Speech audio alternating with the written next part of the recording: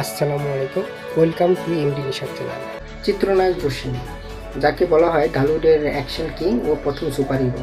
উনি শুধু ঢালিউডের action king না, উনি বাংলা সিনেমার বেশ কিছু অবদান রেখে গেছেন। যেমন উনি বাংলা সিনেমায় অ্যাকশন প্রযোজক হিসেবে ছিলেন, বেশ কিছু সিনেমা গানও গাইছেন। তারপর আপনার উনি কিন্তু একজন মুক্তিযোদ্ধাও ছিলেন, সেটা আমরা সবাই জানি। তা এখন মানে এই ওনার সম্বন্ধে যদি বলি, উনি মানে আমি যদি ব্যক্তিগতভাবে বলি, মানে উনি কিন্তু আমার প্রথম প্রিয় চিত্রনায়ক ছিলেন। বিশেষ করে ওনার যে অ্যাকশনগুলো, মানে ওনার অ্যাকশনগুলো আমার কাছে মানে অনেক মানে প্রিয়, মানে এতটাই ভালো লাগে, মানে এগুলো আমি এখনও মানে মাঝে মাঝে দেখি আর কি, মানে মাঝে মাঝে দেখি, মানে যত দেখি ততই ভালো লাগে আর কি। মানে এটা তো মানে সবাই জানে যে উনি যে বাংলা চলচ্চিত্র মানে কী পরিমাণ মানে অ্যাকশন দিয়ে গেছেন, এবং এটা কতখানি জনপ্রিয়তা অর্জন করছেন, মানে ভিলেনদের সাথে ফাইট করে, মানে এটা সারা দেশের মানুষই জানে। তো আমিও কিন্তু ওনার ওই সেই অ্যাকশনগুলো দেখে আমি ওনার ভক্ত হয়েছিলাম ছোটোবেলা থেকে। যদি ওই আমার ওই ব্যক্তিগতভাবে যদি কথাটা শেয়ার করি, তাহলে বলবো আমি কিন্তু ওনার ওই যে সিনেমাটা দেখে আমি প্রথম ভক্ত হয়েছিলাম, সেটা হচ্ছে আপনার রাজা গুন্ডা। আমার মনে আছে আমি তখন এই যে কত সময়টা 2004 সাল, তখন স্কুলে পড়তাম। তো সেই সময় আপনার ওই রাজা গুন্ডা সিনেমাটা তখন যে বিটিভিতে দেখেছিল, তখন 4 সাল না, সম্ভবত 3 সালে, তখন ওই বিটিভিতে তখন দেখেছিল রাজা গুন্ডা সিনেমাটা। তো ওই সিনেমাটায় মানে ছিলেন জসিম, তার নায়িকা ছিল দিতি, তারপরে সোহেল চৌধুরী, কবিতা, আনোয়ার হোসেন, খালেদ আক্তার, তারাও অভিনয় করছেন। আর জসিমের যে মেন ভিলেন ছিলেন আহমদ শরীফ, তো উনি ছিলেন তো সেই সিনেমায়।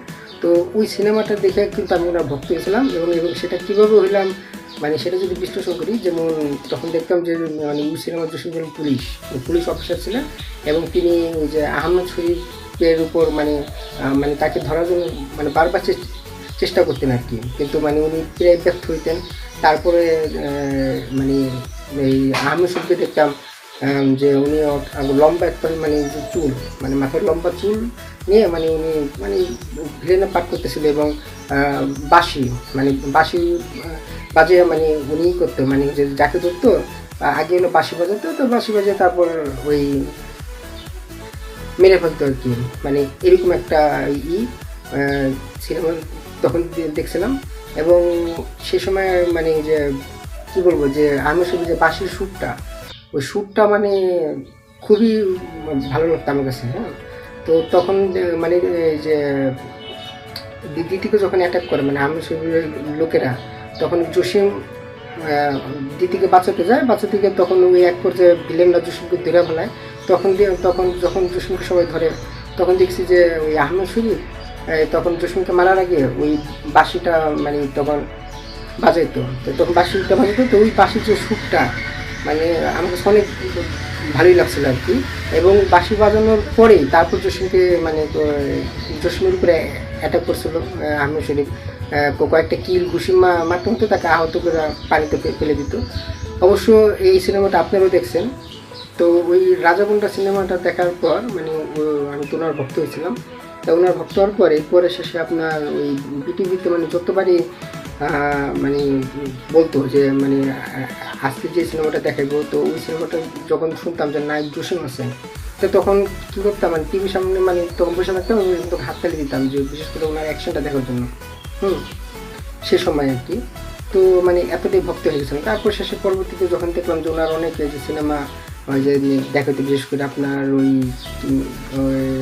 কী বলে ভালোবাসার ঘর, জিদ্দি, গরিবের ওস্তাদ, কালিয়া, নাম বলে তো শেষ করা যাবে না। তারপরে আপনার কী বলেন, এখন তো মনে পড়তেছে না, স্বামী কেন আসামি, মেয়েরাও মানুষ, মানে 90 দশকের যে ওনার যে অ্যাকশনওয়ালা যে সিনেমাগুলো, তো ওই মানে বিটিভিতে দেখাতো, তখন ওনার অ্যাকশনগুলো দেখার জন্য টিভি সামনে বসে থাকতাম। তারপর বিশ্বনীতির মতো সিনেমায় যে উনি যে অ্যাকশনগুলো দেখাছিল। তারপর হিংসা সিনেমা, তো ওনার অ্যাকশন ছিল মানে দুর্দান্ত। তো 90 দশকের যে ওই আপনার যে সিনেমাগুলো বিটুতে থাকে তো, এবং ওই সিনেমার যে অ্যাকশনগুলো, ওই অ্যাকশনগুলো দেখে কিন্তু আমি ওনার মানে পুরোপুরি ভক্ত হয়ে গেছিলাম, মানে ভালো লাগতো।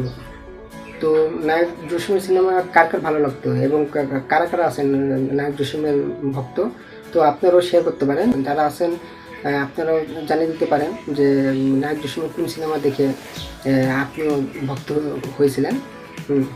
ধন্যবাদ সবাইকে।